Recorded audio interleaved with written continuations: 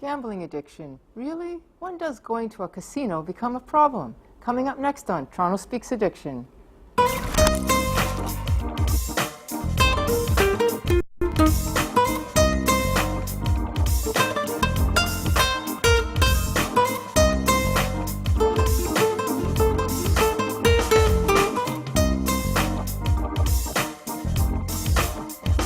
Hi, I'm Dr. Vera Tarman and welcome to Toronto Speaks Addiction. Tonight we're discussing gambling. When does gambling at the slot machines become a problem? Where would you go if you thought it was a problem?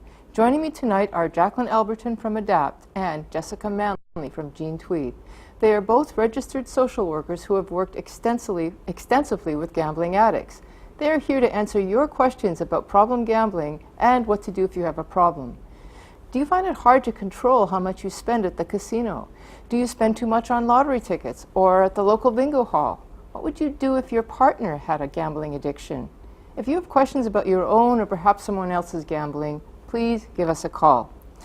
Okay, so let's start with just getting a definition about problematic gambling, like versus gambling at a casino or lottery tickets, something that seems benign. Jessica, why don't you start with it? Super, thanks.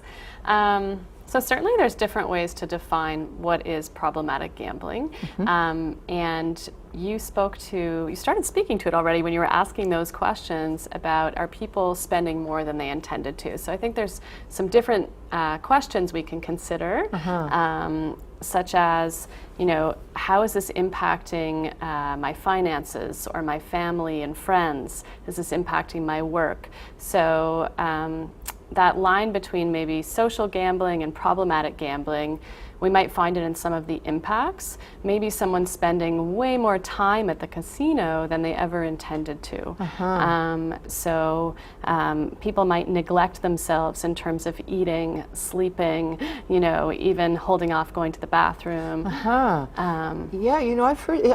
I've heard this that's what happens at casinos. That people will actually buy diapers or something because they're afraid that they don't want to leave the slot machine just in case. I have heard that too. I mean, certainly that's not something I hear directly from the people I work with. But there's once someone's kind of locked in with something like a slot machine, it can be really hard to get off.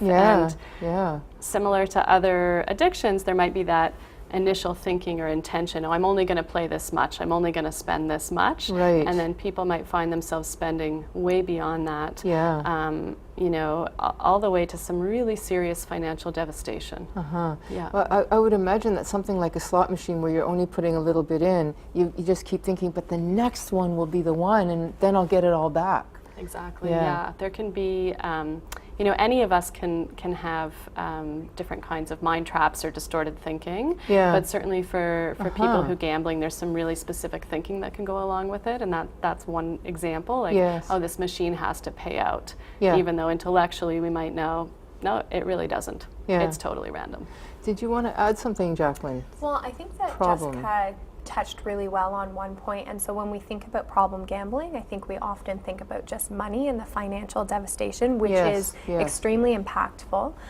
However, it is possible to see some clients who will come in and it's not that they've created large debts, etc., but it might well be the time or how it's affecting their mental health, their emotional health. What do you mean by time? Give me an example of how time could be a problem.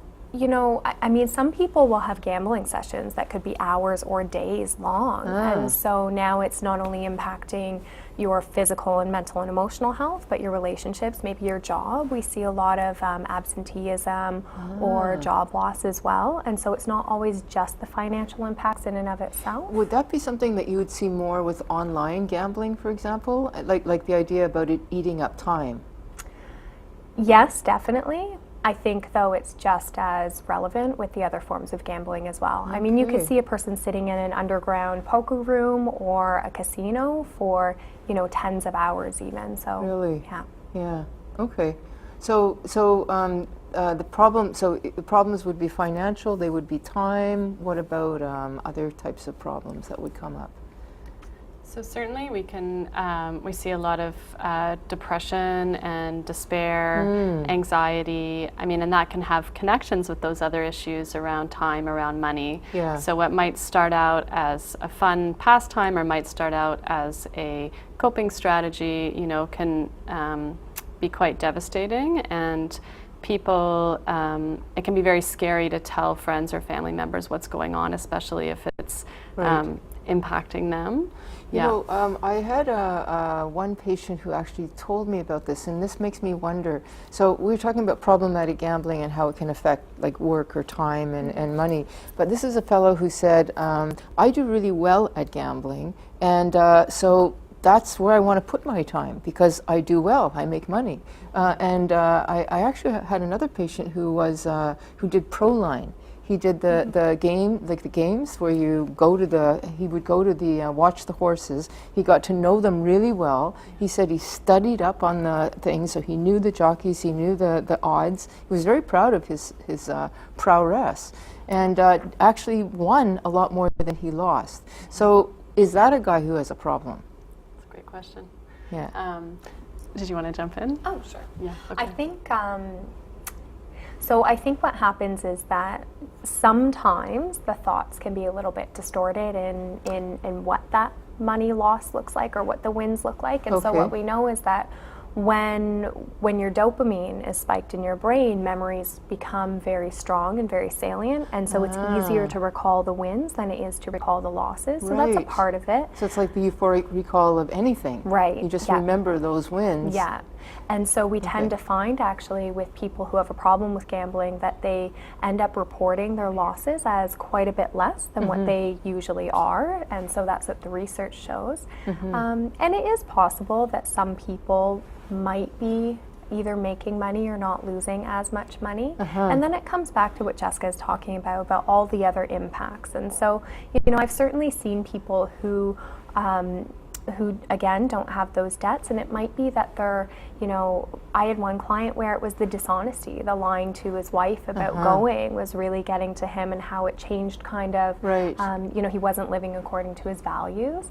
But I often do wonder when people come and say, no, it's not that big of a problem, I'm making money. Yeah. I often wonder if that's really the case or if it's some distorted thinking around it. Yeah, I want to go back to the distorted thinking, but before I do that, just to remind the audience that callers that it's a call-in show, so if you have any questions about gambling just in general, or you're wondering about something that you're doing, these two women are both very equipped. They both work in counseling and are happy to answer your questions.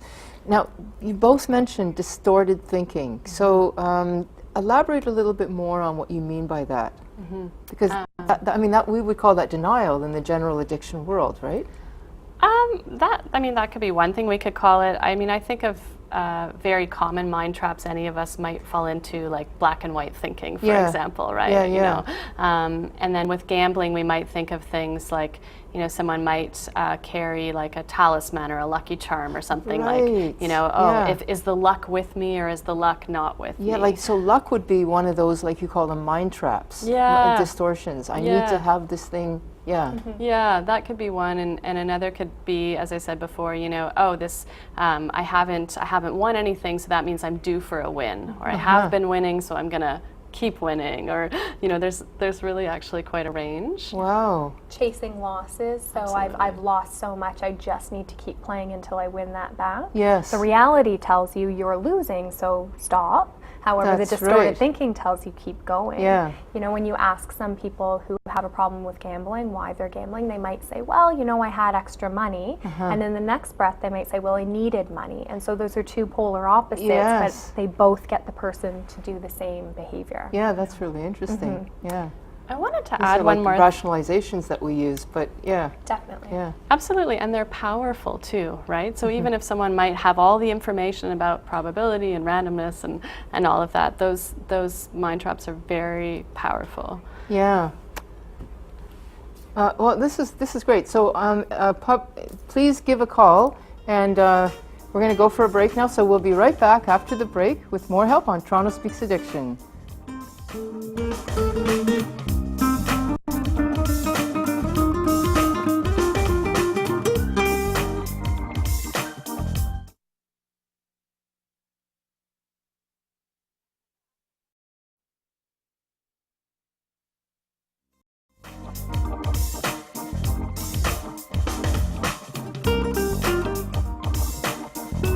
Welcome back to Toronto Speaks Addiction. I'm Dr. Vera Tarman, and joining me today are Jackilyn Alberton and Jessica Manley. Today we're discussing gambling addiction. How is it different from other addictions? Do men gamble differently than women? Okay, so I bet you this is going to be a way that you can answer that question about how men gamble differently than women. I was telling you about my fellow, my patient who seemed to think that he needed to learn a good skill. Like, does skill exist in gambling? Yeah, so one thing we know is that there's different types of gambling, and some involve some skill and some really don't. Okay. So, for example, the slots machines, the lottery tickets, those are totally up to chance. There's no way you can get... It's actually completely random, even if we want to believe it's not. And whereas things like, you were talking about the horse races, or if we think about something like poker, then there can become some skill involved. So there's both then. There's chance and there's skill. So there's no guarantee of winning in those. There's lots of chance involved, but there is also some skill of knowing, with the sports betting, the horse racing, knowing what the odds are. So is it possible if you develop a skill to literally become a professional gambler and actually do well? I have heard that some people do, and I think that's really challenging to do. Okay. But I have heard that some people do that. Do they ever come to seek treatment? I haven't worked with anyone where that's their profession. I would imagine that they seek treatment when they're not doing well. Well, and I think that's a great point, and going back to how do we know if gambling is problematic? Is it problematic? Is it creating problems for someone? Yeah. So the idea about, is there a difference between how men gamble and women gamble? Do you want to elaborate on that? Sure. So the answer would be not entirely, and yet there are still some differences. And so what we'll tend to find is that things like, betting on the horses or sports betting, cards, poker, etc., they tend to be a little bit more skill-based, and we'll tend to find that gendered-wise, men might be more likely to play those games in terms of seeking the excitement, the rush, the challenge. Sometimes we find that more often women will seek out things like bingo, tickets, slot machines as more of an escapism to help cope with maybe difficulties in life, trauma, etc. Okay, I want to go back to that, but I want to invite our caller or our listeners to call in if you have any questions about maybe if you're wondering if you are having a problem with gambling or you're worried about somebody that you know. Please call in.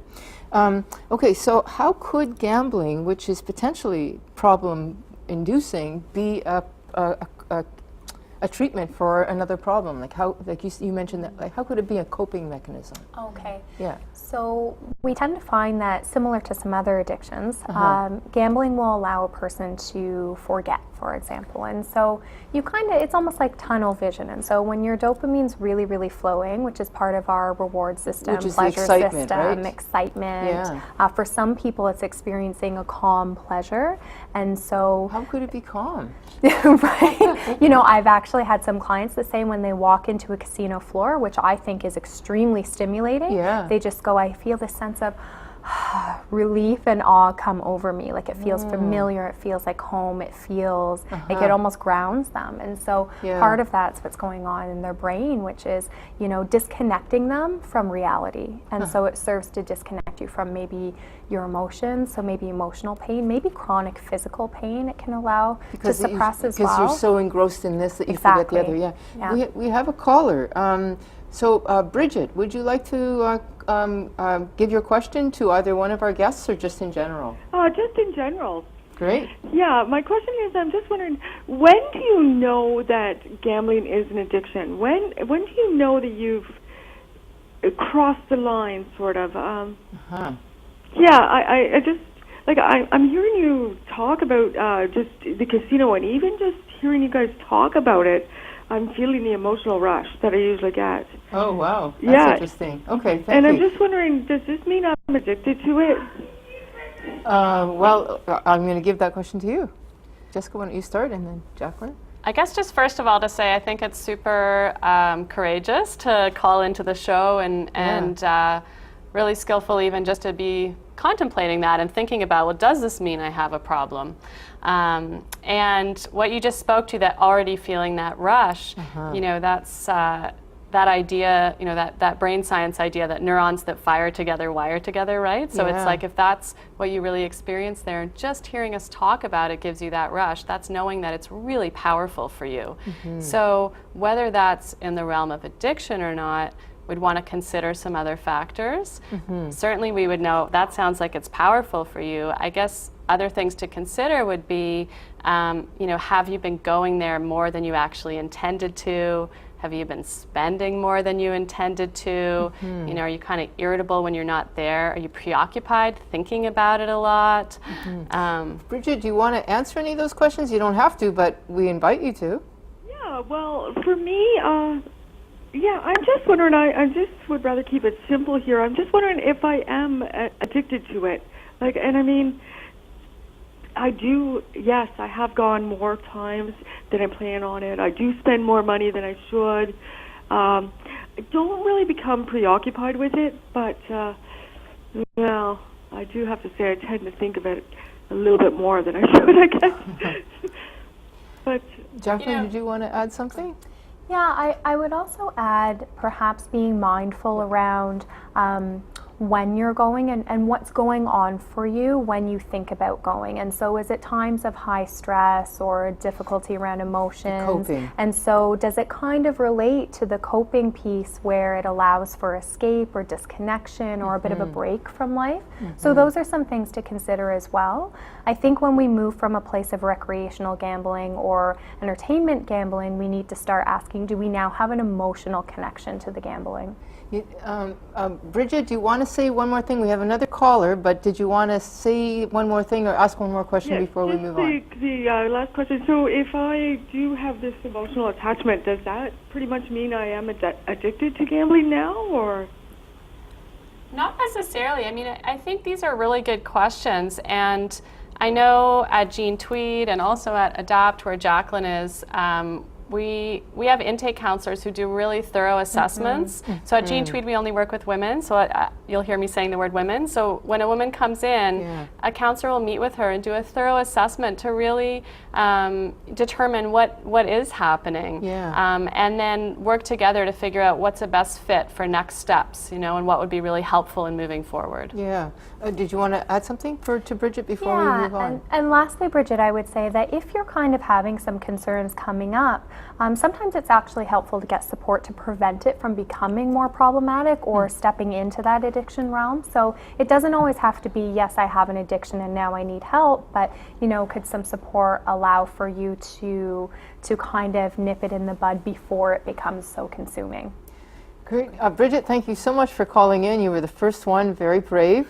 Thank you. And Catherine, we have, it's your chance to ask a question. Oh, hi. Hi. I had a question about relapse. I've been with a partner for 2 years, and when I met him, he was not gambling, but I understand in his past, he had probably a 10-year addiction to gambling. Now, what had happened was we had trouble in our relationship, and I had sort of put him at arm's length, and when he couldn't deal with that, I believe that would have been when the relapse happened. Right. And I almost felt like the blame was put on me because I had him at arm's length. I'm just wondering, to protect my heart or myself now, what would I be watching for if this relapse is only a one-time only thing, or is this going to start this cycle all over again? Boy, Catherine, thank you so much for calling, because you're giving the other side of it. You're giving the spousal side of it. And, you know, just like with addiction, it's a family disease. So if you, Jessica, why don't you start off, and then Jackilyn, please add more information. Thanks so much for calling in. One thing I wonder about is if you've ever attended a family program for partners of people who gamble, or if the two of you have done any couples counseling together where there might have been an opportunity for your partner to even identify, what are some of the red flags that show that he might be heading towards what are a some relapse. of the red flags that she should be looking for? Well, it is going to be different for different people, and that's why I wonder about getting that support. It can be important to look back and notice what was happening before when it happened last time. And you were saying that there was, some struggles, right, in the relationship. So knowing that if gambling has been a coping strategy or developed into one, then if there's a major life stressor, then we might see someone going back to that old coping strategy. Especially if there haven't been kind of enough new coping strategies put in place that are going to really allow someone to handle, that extreme life stressor. We do really encourage partners or family members to protect their own finances as well. Because the unfortunate reality is that in some instances, if someone does have a slip or a relapse, that those finances can get drained quite quickly. Yeah, I would think that would be even worse than other addictions, because you can lose so much money in one night. Exactly. Did you want to pick up on that? Yeah.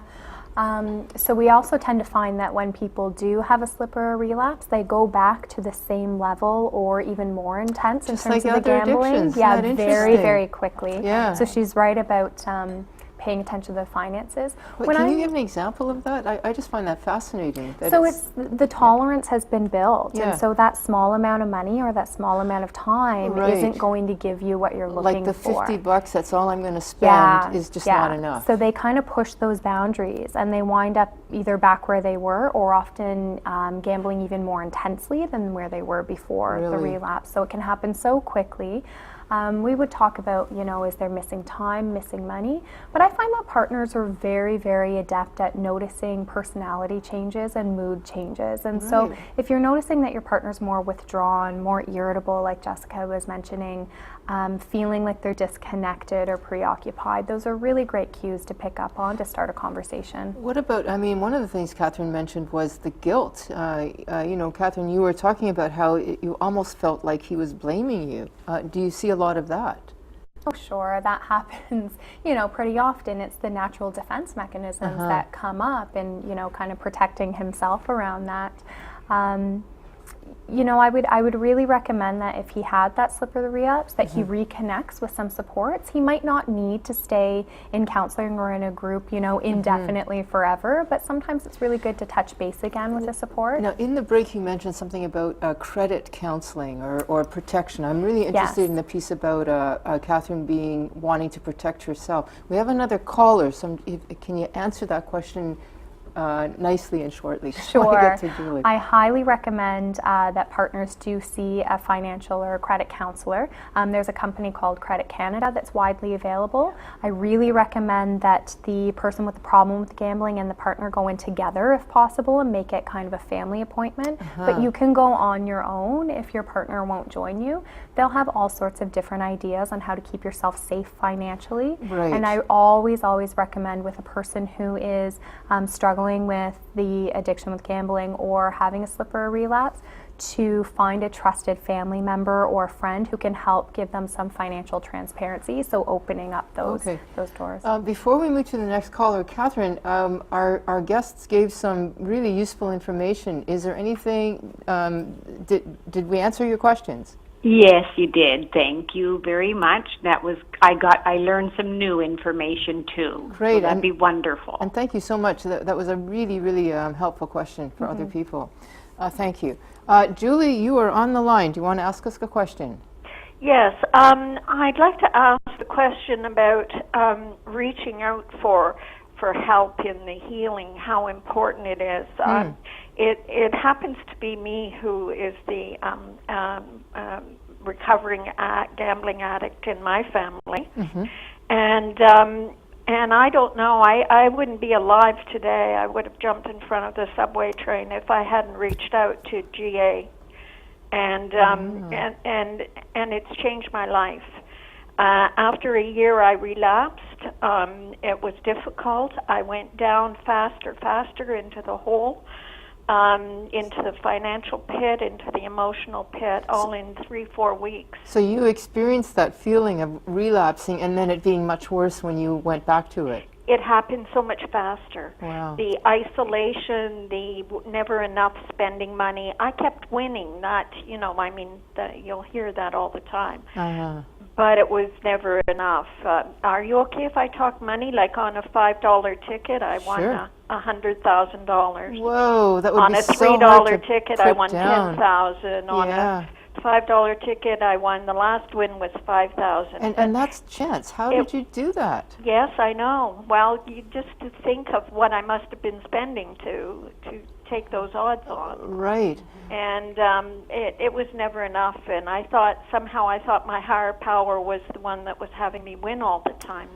There you go. There's that distorted thinking. Did you want to add something to that? Julie, thank you so much. You wanted to. Yeah, thanks so much, because you really you hit on so many aspects of what it is to struggle, with a gambling problem, and just that how devastating it can be too. And I certainly think about women that we work with at Jean Tweed and how important it is to do things. What you said about GA, which is a great option for people, and then certainly Can you elaborate a little bit on what Gamblers GA is? Anonymous. Yeah. So maybe some listeners might be or viewers, I guess, might be more familiar with AA, Alcoholics Anonymous. There's Gamblers Anonymous as well, which is a 12-step program. And then at Jean Tweed, is it a big program? Like I know AA is a big program, but is GA a big program? I don't know if Julie wants to respond to that. I mean, I'm not involved in GA groups. Okay. Women at our center might attend those groups, and then they would also attend. So at the center, we have a problem gambling support group. We have our continuing care groups.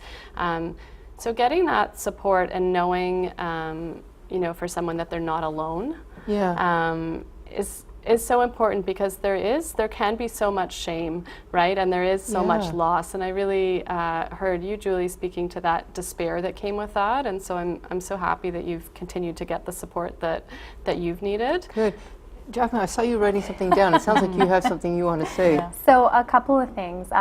I do think you touched on something very important about the isolation piece. And so any type of addiction will really kind of intensify in isolation. It causes us to want to withdraw and pull away from supports. And so in treatment, one of the first things we try and do is get people reconnected. And so that might be with counseling supports or professional supports, but always certainly as well with family and friends supports, groups like GA, etc.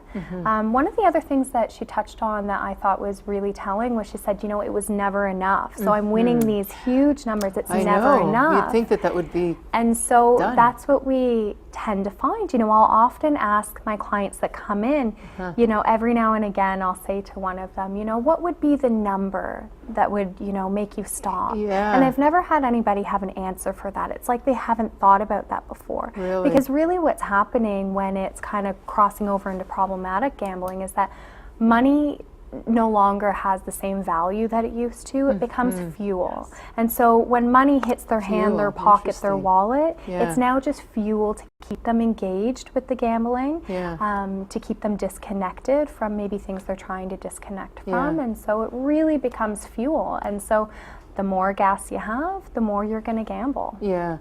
Julie, when you had said that when you were winning, you thought, well, God must want me to win. But you presumably started to lose. Did you then think, I think God's telling me I better stop? No, I just felt there's going to be more for me. But I think for me, the not enough was really about feeling that I wasn't enough. And the more I was going to win, the more I was going to give to people. I was going to be this grand person, you see. That's right. So there's that somehow whole piece. this higher power was going to help me do that. And for a while it was $1 million is what I wanted, and then it was $2 million, and then it was, wouldn't have been enough. Right. So, but without the program, I know many people and families wouldn't have survived this horrible addiction. It's horrible. I don't think a lot of people realize how insidious it is in our culture. It's every paper you look at, everything. Yeah. It's just there. Yeah. You know. Now, I know that in GA, because it's a 12-step model, the message is very much abstinence. So what would the definition of abstinence be in a GA experience? And then I'd like to know from you, do you think, either of you, that it's possible to learn for Julie to learn how to gamble just safely? But Julie, first of all, First of all, there are 12 steps. The first step is to admit that you're powerless over gambling, that you can't even. So I have no intention to buy any ticket, nothing. I was offered a ticket for a raffle today when I was at the store, and I said, I don't do those things. And so I'm really clear, and I have, like I say, I have a sponsor, and I go to meetings, and it's there for recovery. But the number of people that show up to the meeting compared to the problem of the addiction of gambling is very small. Ah, it is, eh? Okay. Very small. So Julie, hold on, because I want to come back to you. But is it possible for Julie or somebody else to learn how to just do it safely? Yeah, I'm glad you said for somebody else, because it sounds like, Julie, that you are so clear on what works for you, which is awesome when you know that. Yeah. And certainly at Gene Tweed, we work from a model where we work with women where they're at. So for some women, abstaining completely is so important, and they really know that. And for some women, they're practicing some kind of harm reduction or moderation. And what we really encourage is, I would call it a radical honesty with oneself about what works. When we think about something what would that look like? So something like moderation or harm reduction, someone might know, you know what, I'm not able to walk into a casino, or I'm not able to walk into a bingo hall, but buying tickets for me is okay. Whereas for someone else, buying tickets, is not okay. Or someone might say, you know what, I'm gonna try going to the casino and have, only this amount of time or this amount of money. And they might try that and might discover, you know what, I tried that, that's not really working for me, so now I'm gonna readjust. And it's really unique to the individual. Like somebody could say, all I'm going to do is spend $20 or $100 and that's it. Someone could say that, and then if they're actually able to do that, great. And if they're not, then it takes that honesty with the self to say, you know what, I've tried that, and actually, you know what, anytime I go there, even if I win, I never come home with those winnings. I've always spent them before I go home.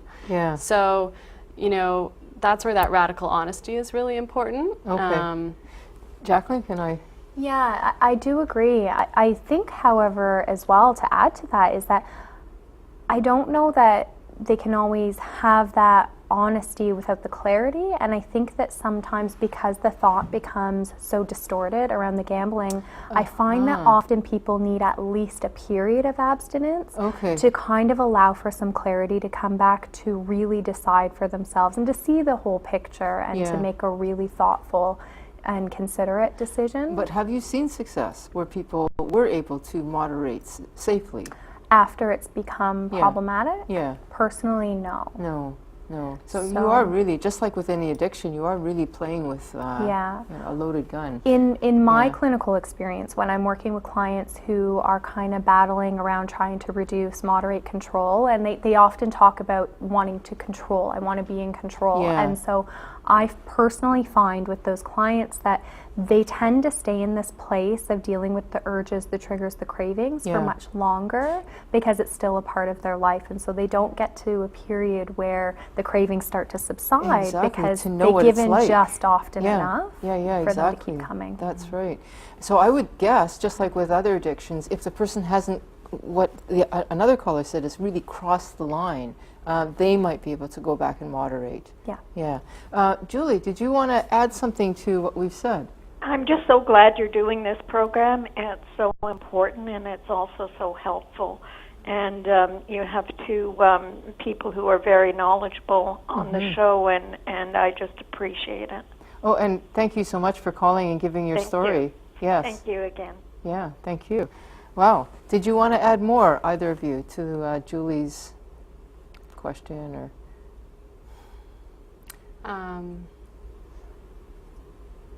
I guess just thinking about, I really appreciated Julie's call, and just thinking about women who gamble. And sometimes in this society, we think about gambling. And I know I turned on the TV a few weeks ago, and it was an old movie, and it was, the husband who'd stayed out late playing poker, right? And I think that's more of an image that we have is of men gambling. And Jackilyn really spoke to this well earlier in terms of some of the differences. With women, we certainly see women play different roles in society than men do. And so sometimes we see women who are kind of giving to everyone else, maybe caregiving for children or for older parents, and gambling or going to the casino can just be a way to have some of that me time initially. Exactly. See, where I think that, maybe Jackilyn, you can take this one, is something like bingo.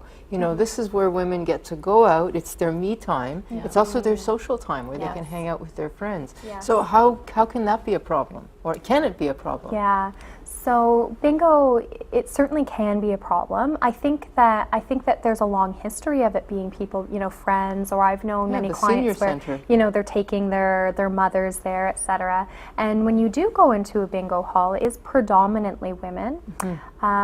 Bingo is changing as well, and so they're calling it modernization. And so what this means is that it's becoming computerized. And so what we know about gambling is that the faster the game gets, the more addictive it gets. That is just like anything else, isn't it? And so with the modernization of bingo, instead of playing one card, maybe now you're, on this computer system that's playing 15 cards for you. And so it starts to really disconnect you from it. You're not kind of sitting and paying attention to this one card. Or having a chat with your neighbor. Exactly. And so you have so much going on now, it can become more of a form of escape. Boy, that is so interesting, because that's how addiction works. The more, like, the fact that the reason why tobacco is so addictive is because we smoke it and it goes through the brain quickly. So electronic would be the version of smoking. Yes. Wow. And also in bingo halls now they have what's called taptics, and so they're these machines where they're spitting out essentially pull-tab Nevada tickets, but the machine itself plays very much like a slot machine. And so I've seen some people who self-exclude from a casino because slots is an issue, and now they're coming to the bingo halls and playing these taptics because it plays similarly. Or there are a lot of breaks at bingo, and sometimes when you're there, what you'll see is the patrons getting up from the bingo table on a break and going back to these machines. Right. And so if you're keeping them immersed longer or engaged longer, it's more likely to become problematic. Which it's riskier. Sounds like the casino, where they reduce the ability for you to know what time it is and dinner time, whatever. Yeah. Wow, really interesting. The other thing is, sociability. And so some people are going with whatever form of gambling and they're going with friends. Sometimes what I'll see with my clients, though, is in their stories, it's that, I started going with friends and then eventually I kept going with a friend, but we'd hit the entrance and say, okay, I'll meet you in 2 hours. And so it starts this isolation, and then they start going on their own. And so you'll kind of see that change in the behavior pattern of it moving from social to something much more isolated. Right. It's almost like the bar, everyone's socializing at the beginning of the night, and by the end of the night, there's, they're all off on their own. Yeah. So you wrote something down. Did you want to throw something in? Yeah, I was just thinking about other strategies for support or for making change around gambling. Can we hold on to that? Because I want to ask about treatment and support. Okay. But just to go back to the bingo thing, I mean, how much money can you, so what? It's just bingo. How much money can you lose? It's not like poker where you could lose like thousands. Or has that changed too? I think that's changed because the rate of play, you can play so many cards at one time. Yes. However, if you think about the people that bingo is catering to, a lot of people are on a fixed income. And so it doesn't matter how much, it's more about the relevancy and what is their income. And so, even $5 can mean something very different from one person to the next. Yes. That makes me think of one of my pet peeves, which is that we get the casinos and then we have the busloads of senior citizens. I know. What's your feeling about that? I do want to get to the treatment, but let's Absolutely. Yeah. And I mean, certainly for some older adults, for some seniors, that's a wonderful kind of social event. And for others, right, I wonder if we're exploiting, people who are vulnerable, and maybe, certainly people who are quite a bit older. There can be fixed income, there can be a lot of loss, right, which is going to be a risk factor for getting into problematic gambling. There can be less kind of excitement and social life potentially, right, and so then the casino can have quite an allure. When we're thinking about older women, somewhere like a casino seems safe, right? Because it's well lit, it's open 24 hours, so if you're struggling around things like sleeplessness, you can go there at any time. Exactly. There's security, it's comfortable. There's nice food, entertainment. So as an elderly person or as a woman, there's a sense of safety there, although what might be lost is the emotional safety, the financial safety along the way. I want to hear your thing, but just to remind callers that please call in. Thank you so much for the callers who have called in, but we're really keen to hear your questions. Yes, please. What's your opinion about the seniors' exploitation? I think, I'm very much in agreement with everything that Jessica said. I would also say that, on the outside, it seems a little bit safer because seniors are a less risky population in terms of numbers of this becoming problematic. However, the danger is that because of the fixed income, if it becomes problematic, the financial repercussions can be much greater, and there's not time to make that up either. And so now you're risking things like your home and your security and things like that. So when it becomes problematic, it can be quite devastating. Great. Thank you. We have another caller. Deborah, would you like to give us your question?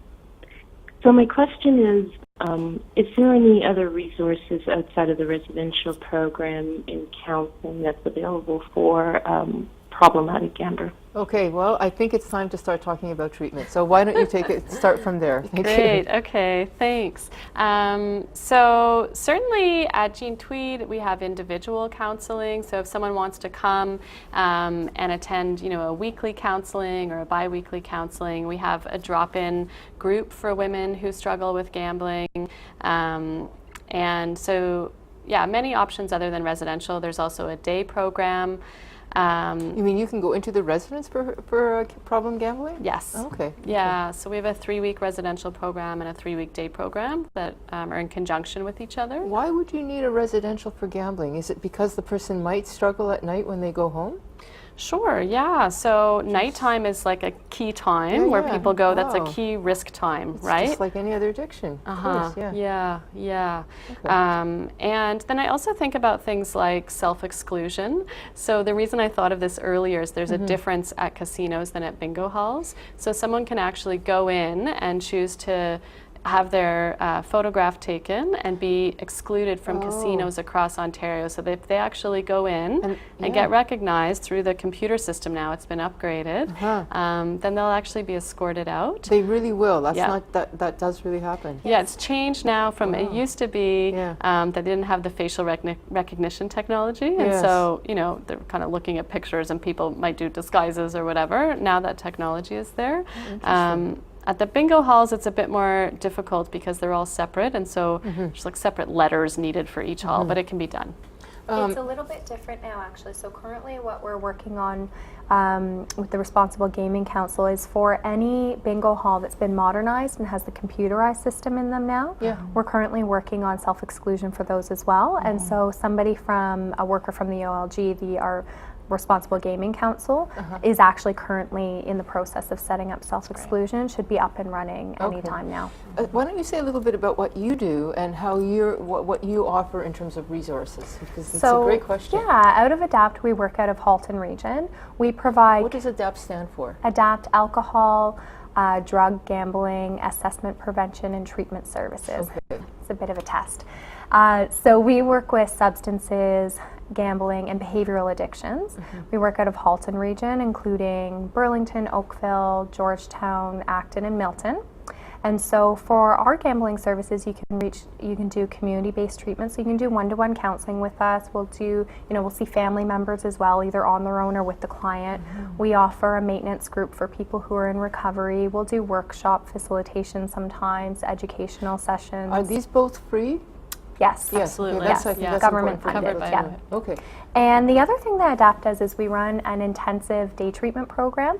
And so it's a 5-day program running all day group therapy. And we go into different agencies in Ontario and we kind of work with their clients and we do intensive gambling treatment for the 5 days. Yeah. So that's a bit of a bridging the gap between community-based treatment, if that's not enough, going in once every week or two, but maybe residential isn't going to work for them with whatever commitments they have in life. So this is kind of bridging that gap. Okay.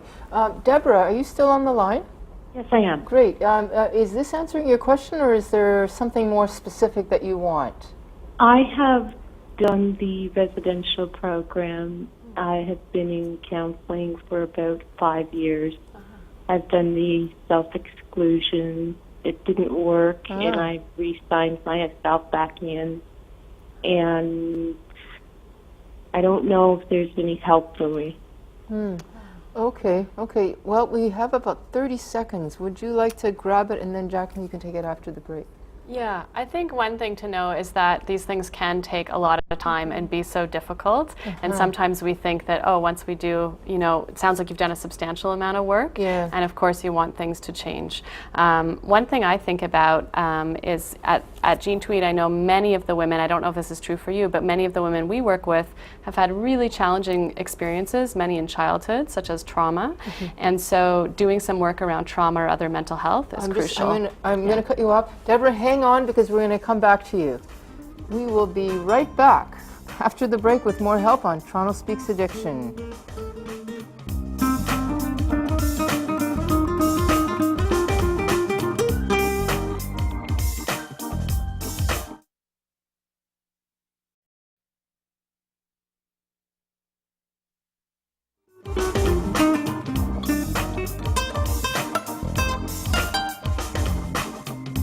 Welcome back to Toronto Speaks Addiction. Today we're discussing and taking your questions on gambling and what to do if it is a problem for you.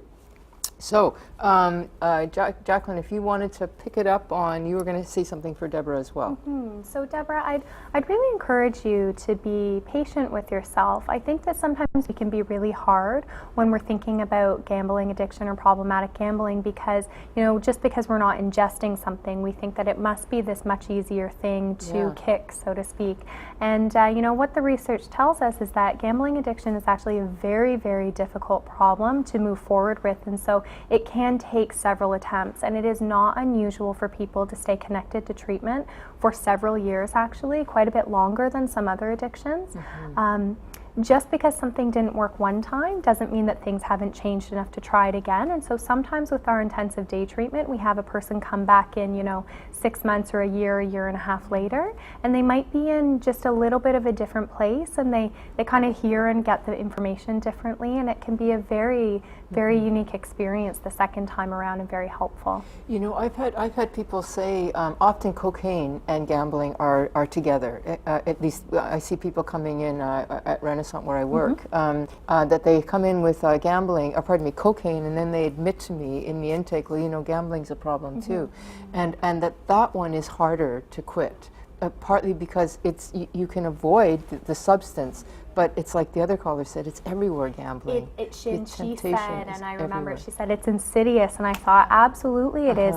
It's in our advertising, it's in gas stations, it's in grocery stores, it's kind of everywhere you go if you're thinking about, tickets as well. And so, and it's so hard. So with casinos, you can do self-exclusion, but most other forms of gambling, it's in your home, it's online. So, there are very little barriers. It really is everywhere. And so it's very difficult. So Deborah, thank you very much for your call. Is there more that we can say about treatment? I think something I really think about is really taking a holistic approach. And so gambling is one aspect of a person's life. And things going on in other aspects of a person's life need that equal attention. So I think about attention to mental health and well-being. I think about building safety and stability in relation to trauma. Exactly. You had mentioned in the break that you work with trauma as well. So how does trauma relate to all of this? Yeah. So something that got noticed at Jean Tweed, many years ago is that the vast majority of women walking through our doors identify as having survived some, what we think of as adverse experiences or traumatic experiences. Some of the impacts we see of trauma are things like, trouble with sleep or changes in belief system or, more classic things like flashbacks, anxiety attacks, that kind of thing. And so there's a connection between these impacts of trauma and then using something like gambling as a strategy to cope. And we talked earlier, right, about how sometimes that gambling can kind of bring your nervous system up, right, rev things up, and other times kind of bring it down a little bit. And for some people it's an opportunity to feel. For some people it's an opportunity to numb out, to forget everything. And so there's all kinds of different ways it can be connected, and that's part of what we explore in our trauma program. Do you find that co-addictions is common with gambling?